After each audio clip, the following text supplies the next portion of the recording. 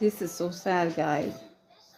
I just witnessed with my baby girl a bird that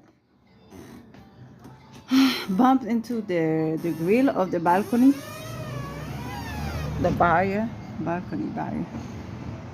And time for me to go to the bathroom, calm her down, because she got scared as she saw my reaction because I was shocked.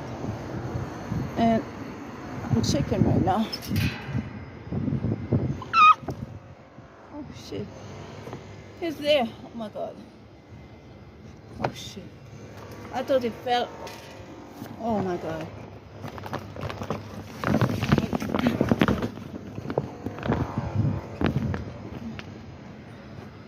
I don't know.